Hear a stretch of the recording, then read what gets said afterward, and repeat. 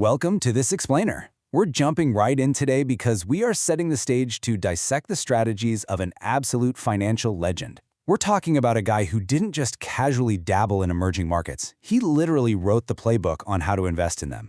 If you've ever wondered how to find those hidden gems in chaotic, rapidly growing economies without losing your shirt, well, you are in the exact right place. Let's get started.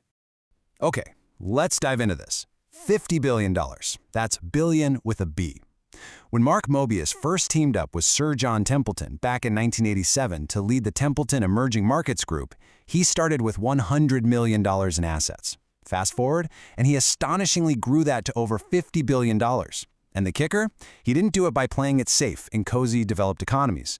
He literally put boots on the ground in over 100 countries, hunting for value in places where everyone else only saw massive risk.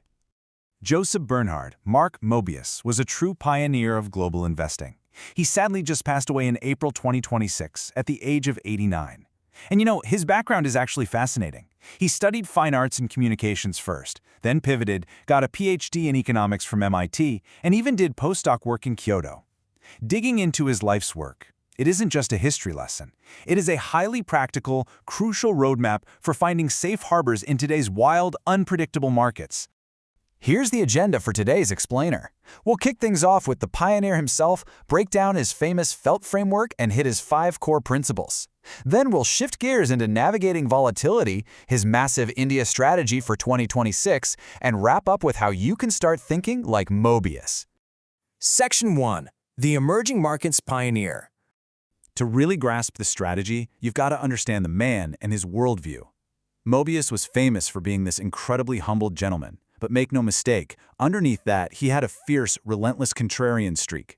I mean, he made his billions by running directly toward the exact markets that mainstream investors were running away from. Buying Russian oil during extreme political turmoil? Check. Scooping up Thai banks during the 1997 Asian financial meltdown? Absolutely. He deeply believed that crises lay the actual groundwork for the next big boom. But you have to be optimistic enough to see it. Though, as we'll see, that optimism was highly calculated. Section 2. The Felt Investment Framework. Before we get into the how, let's quickly lock down the what. What actually is an emerging market? Put simply, it's an economy in its massive growth stage. We're talking low to middle per capita income, sure, but paired with a financial system that is developing at warp speed.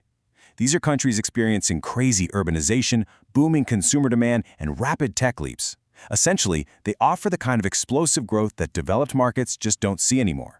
And this brilliantly illustrates exactly how he filtered those countries, the Felt framework. You might want to mentally screenshot this. When sizing up a new market, he asked 4 questions. F, is it fair? Is there a solid rule of law protecting investors? E, is it efficient? Meaning are transaction costs nice and low? L, is it liquid? Can you easily buy and sell your shares without accidentally crashing the local market? And T, is it transparent? Can you actually trust the financial data they're handing you?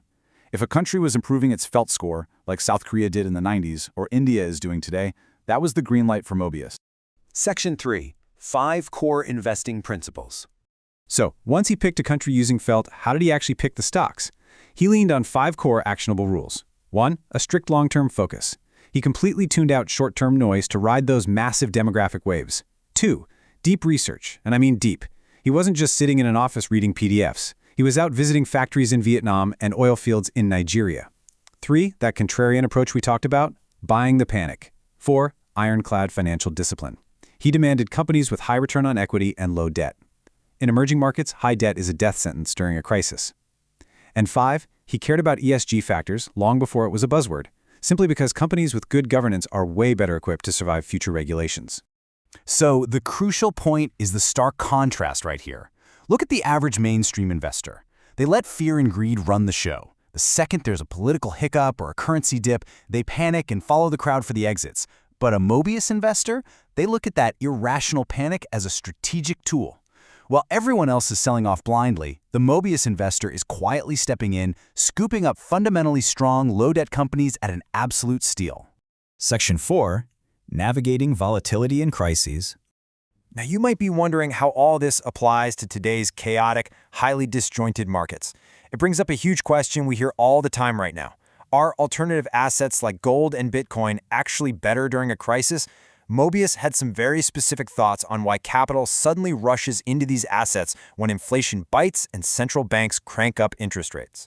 He pointed out that we're living in a pretty strange financial environment right now. When inflation spikes and rates jump, standard equities take a beating. Combine that with moments where people suddenly question whether their bank deposits are even safe, giving us all terrible 2008 flashbacks, and capital naturally flees toward alternative hedges like gold and crypto.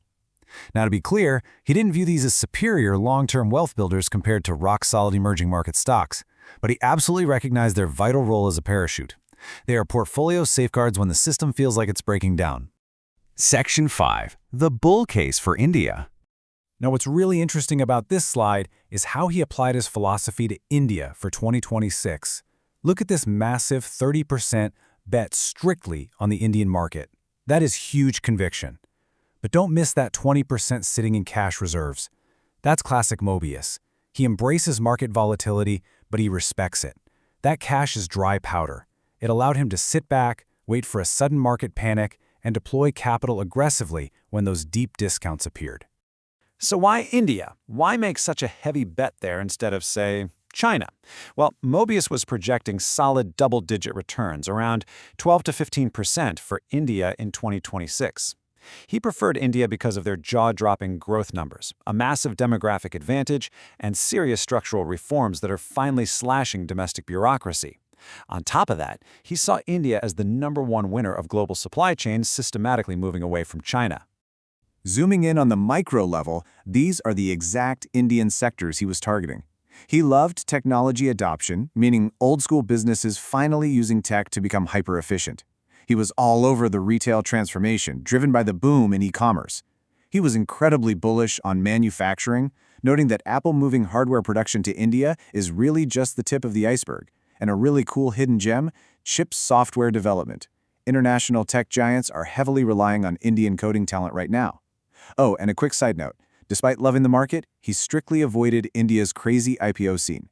He demanded financial transparency and a proven track record, no exceptions. Section 6. Thinking like Mark Mobius. Let's move to this and see how this builds into something you can actually use.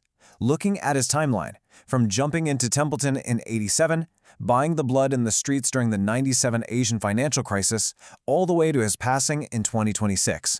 This wasn't beginner's luck. His longevity across decades of global meltdowns proves his philosophy was a resilient, highly repeatable system. He wasn't just blindly throwing darts at emerging markets, he was systematically investing in people, shifting demographics, and pure possibility. So, if we're wrapping up his masterclass into one big takeaway, it's this. True success in these explosive, chaotic markets doesn't happen by accident.